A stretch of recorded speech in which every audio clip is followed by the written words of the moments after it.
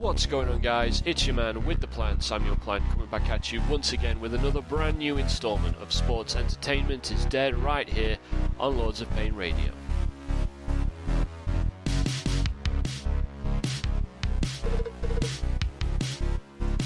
Thanks for tuning in, guys. If you missed last week's episode, you can still go catch that on demand. The way to do it is very simple. Head over to Spreaker, head over to lordsofpain.net, and you can catch my last episode of SEID on demand. You can also do it through your usual podcast provider as well. Please also make sure you check out all the other great shows here on Lords of Pain Radio. We have stuff coming to you each and every single day of the week, covering everything from New Japan Pro Wrestling, Ring of Honor, TNA, indie circuits, British wrestling, you name it, we've got coverage for it, so do make sure you check out all the wonderful shows. You can do so by subscribing. Don't subscribe to Lords of Pain Radio, but do subscribe to each of our shows by their individual name, and that way you can make sure you don't miss a second of the great coverage we've got for you here on Lords of Pain Radio. It is another week in my ongoing project for Sports Entertainment is Dead Year 2. If, of course, you're unfamiliar with it, and this is the first time you're tuning in, I take a guest host every single week, and we explore a match chosen quite at random, historically either by myself or said guest, to explore the themes, the creative merits, the character, the narrative, its historical importance, anything that we think is worth commenting on. It's all inspired by my book, 101 WWE Matches to See Before You Die, which you can still go ahead and buy on Amazon anywhere in the world.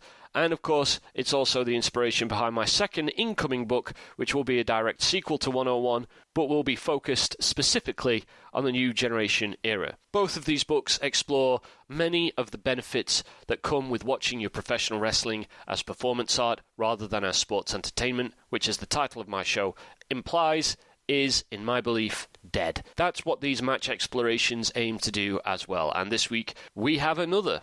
Joining me this week, he's been on the show in the past. He is my Australian namesake, and he is the man who has picked this week's match of the G1 Climax 28 final between Hiroshi Tanahashi and Kota Ibushi. It's Sir Samuel. Welcome back to the show, Sam. Thanks, Plan. Thank you very much for having me. And I'm really excited to get started with this match because I picked this and was a little bit trepidatious because, of course, with performance art, you've done a lot that's been based around the WWE. That's what you based your book around. But I think that particularly from watching New Japan over the last 2 years nearly, pretty solidly and regularly over the last 2 years, I think it applies to a broader set of matches than what you originally wrote it for. This is a match that I think applies very well and relates very well as performance art. So I'm really interested to get your take on it. Well, we'll break it down as we go along. I mean, it's one of the reasons why I wanted to start doing matches outside of WWE's scope for this second year of SEID was because there's only so many times, obviously I've covered 101 matches in my first book. I'll cover another 101 matches in my second book that I'm currently writing. God knows how many I've covered in columns over the years. It gets to the point where you sort of get a little bit sick of talking about the same matches in the same way, and it would be interesting to me as someone who, as you've just said, I'm a WWE lifer, really. So I've dipped my toe in several of the ponds, no pun intended, over my lifetime as a wrestling fan. But it's interesting to see how, because WWE's product is very distinct, and the way that I consume it is tailored very much towards the way that they present professional wrestling. So when you come across a promotion like, well, any Japanese promotion, obviously in this case New Japan, which presents its product so differently to the way WWE does, produces it differently, the ring style is obviously a completely different beast. It's interesting to see whether you can apply the same methods of consuming it, which is something you've obviously already done. You've watched a lot more New Japan pro wrestling than I have, probably just in the last year, and this was, as I said at the top of the show, this was your pick. Do you want to, before we sort of really start digging into it, give a little bit of a backstory for anyone who, like myself, might be unfamiliar with the setup here? It's the final of the 2018's G1 Climax tournament. Kota Ibushi, Tanahashi. What's the context here, Sam? Set us up. Yeah, so essentially with this match, you've got the meeting of two very different parties. The G1 just to, I guess we'll start. The G1 Climax, of course, is a tournament that they run where you have 10 wrestlers in each bracket. They all wrestle against each other. And then the top two, the top of each bracket, then face each other in the final at the end of all of that. And this was the final that was eventually set up in 2018, and the winner goes on to Wrestle Kingdom to have a shot at the IWGP Heavyweight title, which is the biggest title in the most prominent title in New Japan. So very similar to, I guess, what you'd say the Royal Rumble is. The winner of the Royal Rumble goes on to WrestleMania to fight for the heavyweight championship. So that's what they're fighting over. But you've got two very different characters, and at two very different points in their career. I'll start with Hiroshi Tanahashi, because I think he is more the protagonist in this match than Kota Ibushi, and he is an absolute legend. I'd be very surprised if people listening to this had never heard his name, but he is someone who came of prominence in the mid-noughties in New Japan, and is very much heralded with pretty much saving the company from financial ruin. He was the face of the company for a long time, the sole face, and that's where he gets his nickname. They call that in New Japan, he's called himself the ace of the company, and he has had a very long career at the very pinnacle of this sport. He's gone against and he's beaten the very best. But at this point in 2018, he is starting to hit a decline in his career. So for the first time ever, he wasn't in one of the major main events not the first time ever, the first time in a long time. The start of the year, he wasn't in one of the major main events at Wrestle Kingdom. Excuse me. Sam is battling a cold, so I'm very appreciative of the fact that he's monologuing for me on my show. Yeah, he wasn't. He wasn't in the main event. He wasn't in one of the main events at Wrestle Kingdom, and this is a big thing for the person who was previously the number one guy in the company. Earlier in the year, Kazuchika Okada had overtaken his record number of defenses of the IWGP Heavyweight Championship against Okada, and so going into the G1 Climax, and in Dominion, which is the second biggest pay-per-view of the year, kind of like the SummerSlam, if you will, for New Japan. At Dominion, he was in a very diminished role. He was one of the opening matches in a tag team match with just a couple of other legends. And I very much felt going into the G1 that he was at a transition point in his career, and post G1 he was going to take a much more diminished role in the company. And there's a lot of in New Japan, it's very common for these legends to hang around early on in the card and work with the young lions who are the rookies. That's very common in New Japan, and I was expecting him to take a place in that sort of take that sort of position. And in the G1, he was raging against the Dying Light. So coming in, he fought. His first match was against Minoru Suzuki, who is another legend, but a guy who is a complete murderer. And they tore one another apart. And all the way through the G1, Tanahashi was barely holding himself together, but slowly building momentum. And then in the final of his block, he was against Okada, who is probably his greatest rival at this point, but a person he hadn't beaten in years, and he managed to get a draw, which gave him enough points to go through to the final.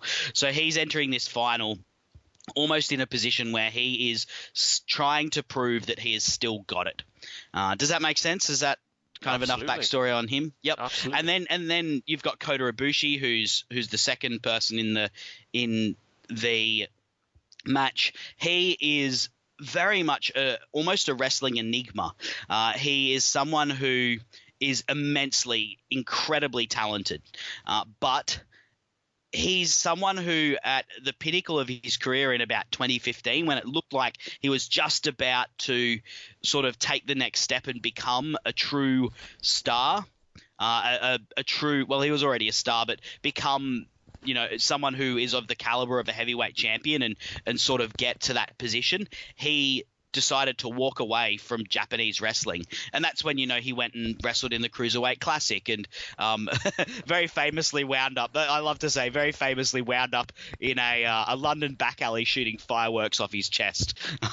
If you haven't seen that, YouTube Kota Ibushi fireworks, it's very, very funny. But someone who, felt burnt out when he got to that point, and at this point has come back to New Japan, has reconciled with Kenny Omega, who they had a very famous tag team called the Golden Lovers, and he is now once again looking to take this.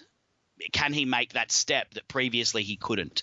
And there's another interesting wrinkle. Kota Ibushi and Tanahashi have a very interesting relationship. Kota Ibushi sort of considers Tanahashi a god. For him, wrestling is his religion, and Tanahashi and Shinsuke Nakamura are his two gods. And you'll see him pay tribute to Shinsuke Nakamura in this match. But to take this next step, he's got to beat his own god, which is a pretty incredible task to be sort of up against. Well, there we go. Told you to set it up, and you certainly did. Yeah. Who says New Japan doesn't have stories? Well, quite. So, when Sam and I were talking about setting the show, folks, and coming on and thinking about the two matches, because Sam's going to be with us next week as well, that we would do, he picked this, and then he picked Roman Reigns, spoiler alert, Roman Reigns versus The Undertaker, WrestleMania 33, which we'll be talking about next week.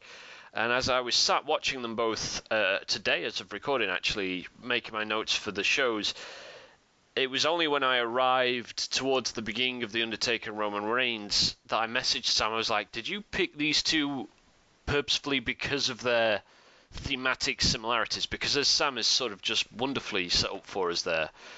And I thought that, to be fair, this came across very vividly in the match as well. I watched the match with English commentary, obviously. I think you lose a certain authenticity with the experience of watching it with English commentary, to be honest, because I have watched Puro with the Japanese commentary, and it does add to the magic of it, but watched it with the English commentary. And they're sort of contextualizing it aside. I think if you simply watch the match, a lot of that story would come through as well, that it's essentially, on the one side, a battle for relevancy on the part of Tanahashi, and on the other side, I guess, for lack of a better term, a sort of, I mean, he's already a proven commodity at this point, so not in that sense, but a proving ground for Ibushi as to this being his time. And the first thing that struck me, Sam, was how fitting it was as a result that there was a lot of action orientated around the legs, particularly with Ibushi, I noted. And the impression I got, maybe you could confirm this, is that one of Tanahashi, they made a big deal out of his doing the dragon leg screw and the cloverleaf. Was this a relatively recent thing for him, or is that one of his finishes or trademarks? No, they're both signature moves of his. Both signature moves. Okay, he regularly pulls out. I believe Kota Ibushi has granted, because of his style, his knees are not amazing, but neither are Tanahashi's for that point. In fact, they're very much worse. And one of the big stories of this, actually this G1 that's most recently gone by in 2019, was Kota Ibushi's ankle. Well, one of the reasons I bring it up is it just felt like a very apt way to tell the story, because you're essentially telling a story about two men who are wanting to, it's like a game of King of the Hill in a sense. You're wanting to capture the territory and keep it, and a lot of the tone of it was defiant on both sides, and is exactly the kind of story. I don't want to obsess over WWE on the show because we're not here to talk about WWE, but I do think that it's worth noting that the parallel here in 2018 particularly is you look at the kind of story that they tell in this match as regards to a veteran presence having to prove that he can still go, and a young upstart looking to you know, I hate myself for using this phrase, but to quote unquote grab the brass ring, to coin the cliche, and it's so much more effective to the point where Tanahashi winning, and this may be as a result of me having distance from the match itself, but from the promotion itself. But Tanahashi winning doesn't feel like a step backwards. It didn't feel regressive. It felt emotionally true to the story they told, especially towards the beginning of sort of the late stages of the match when Ibushi kind of embraced his worst self, shall we say. Yeah, the match is in. I don't know. For me, when I saw this was the first match that I'd ever seen, sort of in time of Tanahashi, I guess, that really emotionally resonated with me, and particularly you saying defiance, I think is a perfect way to sum up Tanahashi's performance here. It's almost like, particularly there's one moment that just I love so much. It's one of my favorite moments in all of professional wrestling, and every time I see it, it gets goosebumps when Ibushi is starting to take over and is starting to lay some very heavy hands onto Tanahashi with his palm strikes, and backs Tanahashi into the corner and even down onto his haunches, so he's sort of down and in the corner, and you can almost see the moment where Tanahashi, you know, if it was a movie, you'd get a montage of, or an anime, you'd get a montage of, you know, all these past things flashing before Tanahashi's eyes before he just rages out of the corner and wills his way across the ring in front of Kota Ibushi, you know, backing Kota Ibushi down while Kota Ibushi is the one that's laying on strikes, and and Tanahashi's just relentlessly coming forward and kind of almost going like, no, I will not die. I'm not going to go quietly. I'm just going to keep raging against the dying light almost. And that moment is so incredibly defiant of time, of his injuries, of his opponent who's getting the better of him, of the critics who say that, you know, maybe things have started to pass Tanahashi by. Maybe, you know, this new generation of Okada, Ibushi, Omega, Naito, maybe they've passed Tanahashi by, and he's saying, no, I'm still the eternal ace here. I am still more as relevant as I have ever been, and just as much of a force of nature as I have ever been.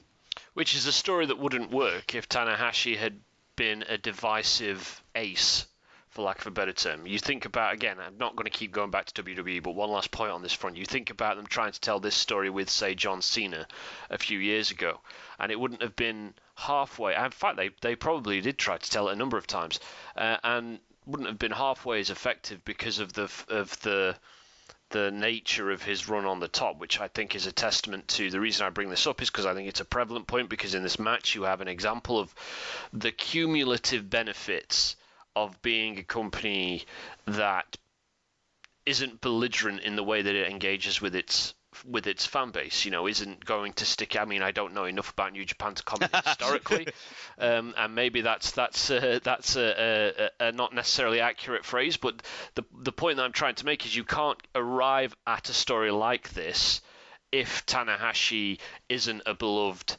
performer and isn't a beloved guy at the top. And coming from the outside in, that's the way it came off to me. It felt like that. I mean, there was a clear audible split in the crowd support at several occasions, but it felt very much like people were engaged as much with Tanahashi trying to keep his ground as Ibushi trying to gain it. I had an English literature teacher who, in school, who once said something to me that always stuck with me, and I can't remember exactly how he phrased it now, but it basically amounted to saying that the next generation is always, and I remember he used the term biting at the ankles of the current one sooner than the current one wants. And he said to us that this happens, it'll happen to you, and it's happened with, the year above you, it'll happen with the year after you. It's always stuck with me, and it's very much a case, I think, this match, of what happens when the current generation bites back. And that moment that you mentioned, where Tanahashi comes fighting out, because that's obviously led into by a moment in which Ibushi does the exact thing to Tanahashi, sort of almost rises from the dead on his spot in the ring, and beats Tanahashi down into the corner. And the story that they tell just in those few moments with their body language alone demonstrates how, even though in-ring styles when it comes to professional wrestling can vary wildly, often the language is universal, because if you know how to tell the story well, you wouldn't even need a commentary track to tell it.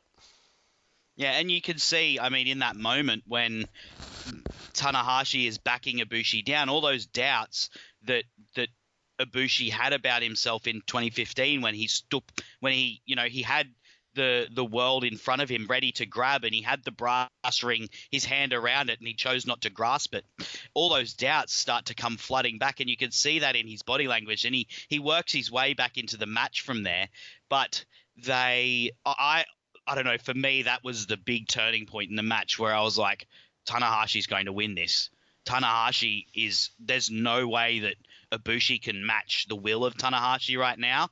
And even with his immense talent, his reverence for Tanahashi as well, he can't overcome that mental obstacle in his mind at the moment, given sort of the zone that Tanahashi had entered in his career.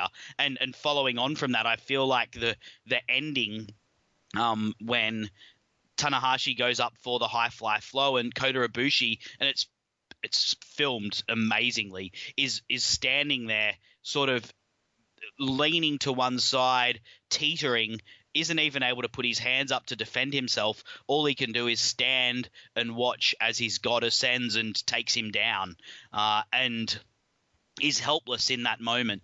And I feel like that's a great ending for the story that they're showing in that moment when Tanahashi rages back across the ring.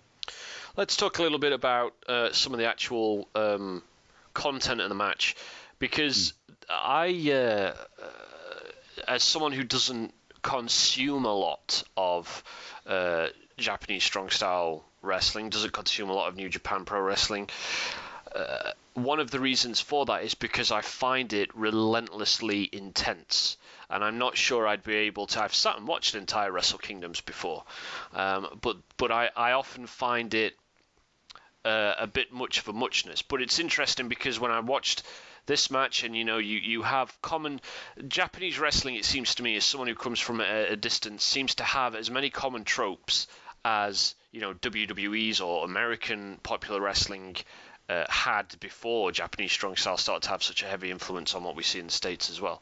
And things like, the one that always stands out to me is when you get these protracted exchanges of forearm smashes, which is heavily featured in the middle of this match, which would drive me to saying something along the line. You get the false finish, which I've seen a lot, off the back of finishes, though less of it than I was expecting, that I've seen in other examples of Japanese wrestling matches. It may be because, as someone who only dips in and out of it infrequently, I tend to only end up watching the major sort of main event showdowns and the really kind of popular or vaunted matches, and so I'm only ever engaging in it at one level. But it did strike me sometimes as those cliches, typically coming out in the middle of this, which I wasn't necessarily the most fond of. Similarly, the commentary track, particularly from the English commentators, all got a little bit hysterical and over the top in a different way to what we see from WWE. But is there anything about it that because I know that you told me before the show that this was this was, I think, your favourite match of that year. But do any of these criticisms ring true for you as someone who exposes himself a lot more to it, or is it just because I've only seen one sphere of this style? Yeah, look, there's definitely tropes for New Japan as much as there is WWE or, I guess for lack of a better term, we'll call it American indie wrestling. Even British wrestling has its own tropes. That sort of weird headstand thing that they do in the grappling exchange at the start. I feel like I see that every time Jack Gallagher's busting something out, or when Will Ospreay wants to show that he can catch wrestle, he does that move. I would say I'll break that down into 2 points. The false finish is not, because I think it is a fact that you're watching the biggest matches. Most of the time, the actual finishing move is very protected, but they definitely have very protracted, very long ending sequences normally, but it's a lot of counters around the finishing moves. So when they do pop out of the finishing moves, it does feel like a big deal, because most of the time they're very well protected by all these counters where, each wrestler is absolutely desperate to avoid the finishing move of the other wrestler. The forearm smashes is definitely a thing. There's a big emphasis in Japanese wrestling on fighting spirit, is probably the best way to describe it. There's a Japanese term that escapes me for it, which is, sounds very evocative, but fighting spirit, and essentially that's what those forearm jewels are, I guess, are to break down, is who's going to relent first in the face of this onslaught. And it's like, you slap, I slap, you slap, I slap. Who's going to be the first one to break down? And it's definitely, I remember the first time there's an interesting recording of myself after the first Wrestle Kingdom I'd ever watched. I went live with the implications, and there was a Minoru Suzuki and Hiroki Goto match, and they are two very big proponents of strong style, which incorporates that, I guess, that aesthetic. Those two people going together, toe to toe in the ring and forearm smashing each other in the face, and I really disliked it. And I came out saying that this was just not for me, that thing. But the more you watch, I guess, and that was me coming in without any understanding of what it's about. The more you watch and understand, the more I guess you get used to it. Maybe you could say get desensitized to it a little bit. But now I really enjoy both of those wrestlers and the aesthetic and character they bring to it. So yeah, I totally sympathize with where you're coming from, though. The first few times I watched New Japan, I didn't have a lot of time for those sorts of exchanges. Well, I mean, on the note of the finish kick out, I should say this is an instance of, I thought it worked tremendously effectively, and very, very well. And there were notes of Warrior versus Savage at Mania 7 with the 3 high fly flows at the end as well, which I, as a WWE guy, really could sort of get into and appreciate.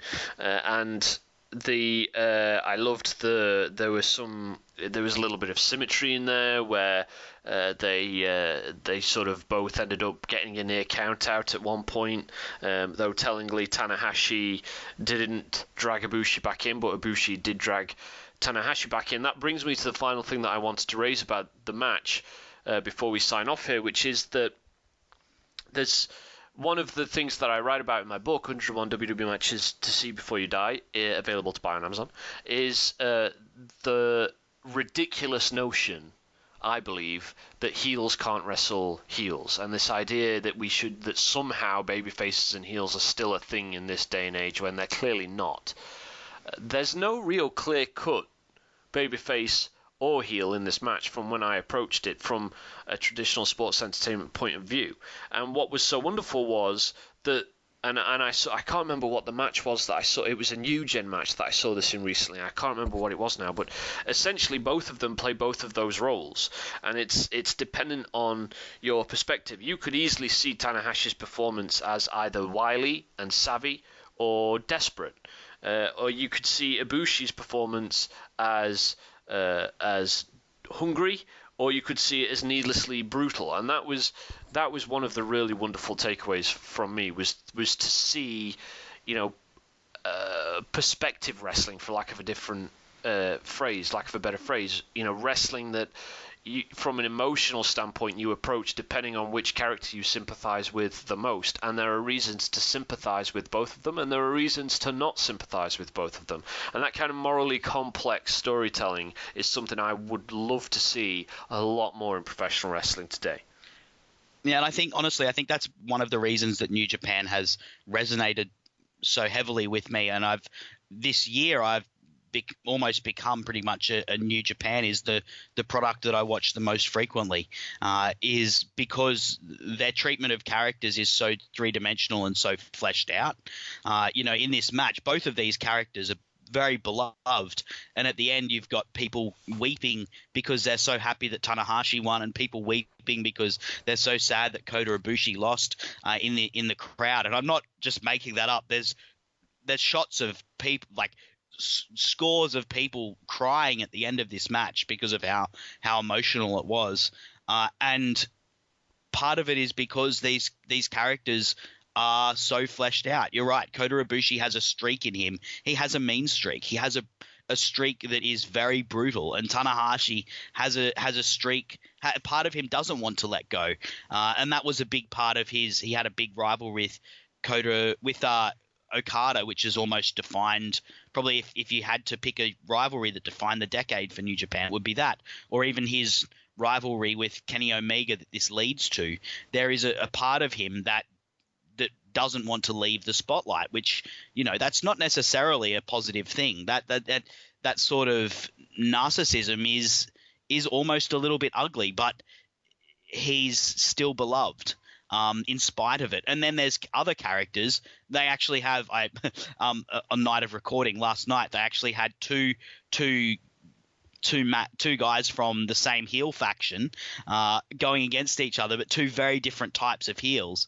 And you're dead right. When you've got one-dimensional characters, I think I can understand why people say, oh, you can't get on board with heel versus heel. But when you've got well fleshed out characters with different motivations and different ways of going about things, and different perspectives and different traits, it can be very compelling.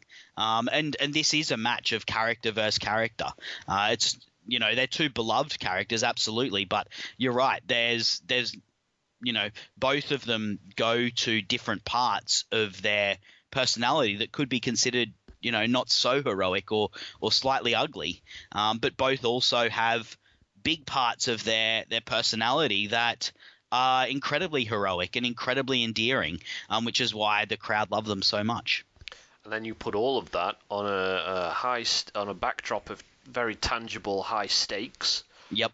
With real repercussions, and what you get is magic. I did very much enjoy the match. I was a bit trepidatious approaching it, especially the current mood I'm in with wrestling, which is sort of at a point where it's kind of like any wrestling it makes me feel like I've gorged on something unpalatable, but it was something that I really enjoyed. Very emotionally palpable, even for someone who came at it, completely cold. You'd given me a little bit of context on Twitter, but like I say, despite that, certainly I would say that it evoked a stronger emotional reaction from me than any of sort of AEW stuff that I've seen so far, which isn't a knock on them, but more designed to be a testament to the quality of the match that you picked.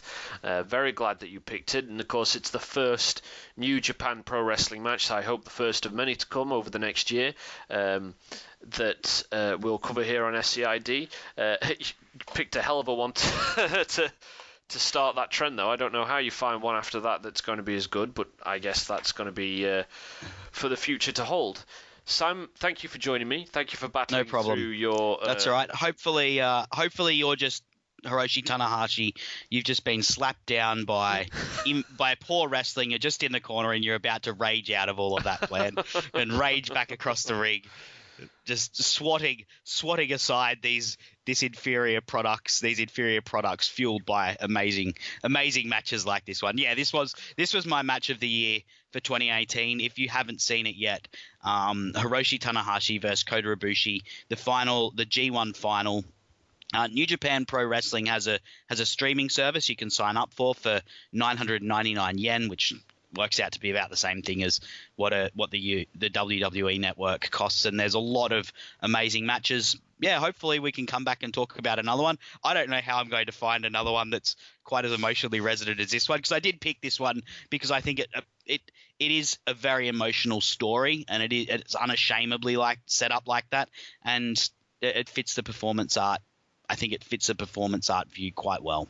Very well, in fact. But thank you for having me. My pleasure. If you've enjoyed the show, folks, don't worry, because Sam is going to be with me again next week. Next week, I already mentioned it towards the beginning of the show, another one of Sam's picks, and arguably the first opportunity here on year 2 of SEID for us to reappraise a heavily maligned match, depends on what we find. It's the Undertaker versus Roman Reigns in the closing match of WrestleMania 33, which is going to be a very interesting discussion, so look forward to that next week. Sam, thanks once more. Thank you, Plan. It's been my pleasure. In the meantime, guys, if you want to get in contact with me, you can do so via any of the usual means at LOPPlan on Twitter. Look up Samuel Plan on Facebook. Email me at samuel.plan101@gmail.com. You can drop me a comment on any of my posts on lordsofpain.net, be it a podcast or a column. You can find me at Spreaker, or, of course, you can head over to LOP Forums, sign up, get yourself involved in our community, and you can drop me a message on there as well. Also, be sure to hit up my friend SirSam. I forgot to get his Twitter handle before he left, but he's relatively easy to find. He's pretty prolific on Twitter as well, so you can find him and hit him up on social media too.